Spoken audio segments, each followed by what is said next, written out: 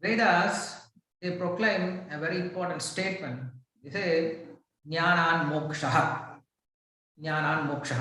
By jnana, by means of knowledge, one attain liberation. So what is that jnana and what kind of jnana will give us liberation and where to get that jnana?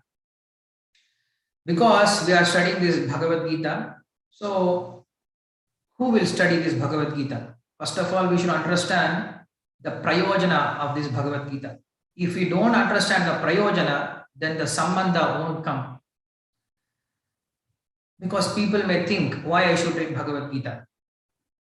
People have this question, why I should read this Bhagavad Gita? Whether you are a astika or an astika, whether you are rich or poor, educated or uneducated, doesn't matter. Everyone is after one goal, one prayojana in this world. What is that ultimate prayojana? The ultimate prayojana is ananda. That's what Shastra also says. Sukaya karmani karoti lokaha. To get sukha, to get ananda, people does all kinds of activities.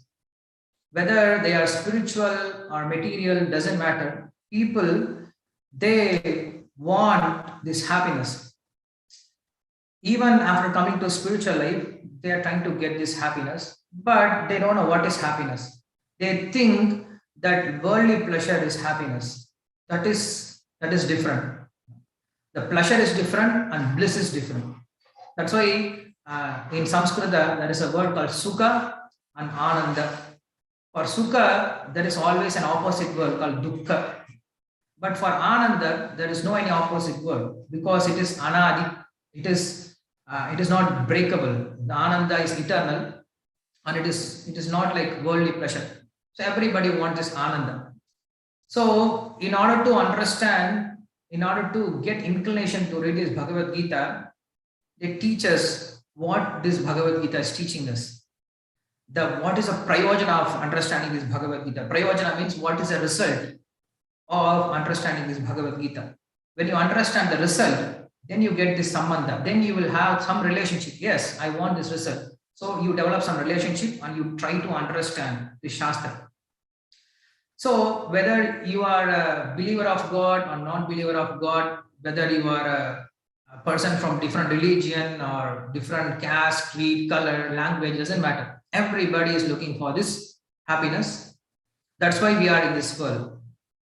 Everyone is taking birth and doing all kinds of activities for this happiness. Right from child's birth. The child has taken birth and starts crying. For what? To get that happiness.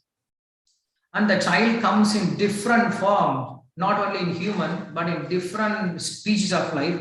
And it is still crying the same thing. It is crying for the same thing. That is Ananda. The child is crying, the boy is crying, the young person is crying, the old man is crying, everyone is crying for that Ananda. When we get that worldly pleasure, we think that is Ananda, but again it is not satisfying. So we again try more and more. So Vedas, they come to teach us this eternal Ananda because we have come for this Ananda because we are coming from that Ananda. So we are looking for that Ananda. Everyone is looking for that Ananda. Why? Because we are coming from that Ananda.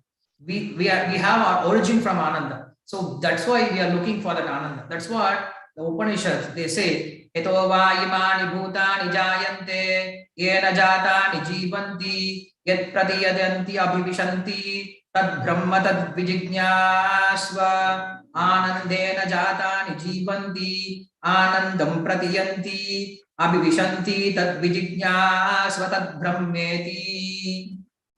Shastra teaches because we are part of that Ananda, we are coming from that Ananda, so we are looking for that Ananda. But in this world, we are just searching for that. Why? Because we are not yet fixed what is that real Ananda. We are looking for that Ananda in different places by means of sensual pleasure, by means of mental satisfaction, by means of intellectual happiness, by means of nurturing our ego. We are trying to get that happiness. But real Ananda is in Atma. So when this Atma is connected with that Paramatma, then it becomes eternally happy. So without knowing this secret, we can try millions of ways in this world, we'll never get happiness. So this Bhagavad Gita is teaching us that real Ananda. Where is that real Ananda is? What is that real Ananda means? Raso avaisaha rasam hyeva labdva anandhi bhavati. We are all raso avaisaha. We are all coming from that Lord. So when we attain that Lord, then anandhi bhavati, then it becomes eternally blissful.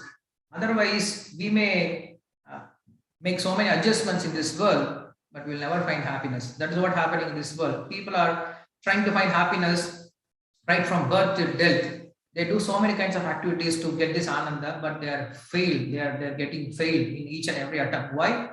Because they don't understand this ananda is in Atma, and when this Atma is connected with Paramatma, when it is engaged in the Lord's service, then only it will become ananda. Otherwise, we may speak so many things, even spiritually, we may speak so many things, but unless we understand that we are part of the Lord and we have to serve the Lord, we'll never become happiness. We'll never get that real bliss. So in order to teach that real ananda, that's what we have, that's what the Shastras are meant for. So Shastras teach us what is that real ananda. So person may say, I don't believe in God, you believe in bliss, but you will believe in happiness, you believe in ananda. So if you want that ananda, come to the Shastra. It will teach you what is real ananda means, how to get it.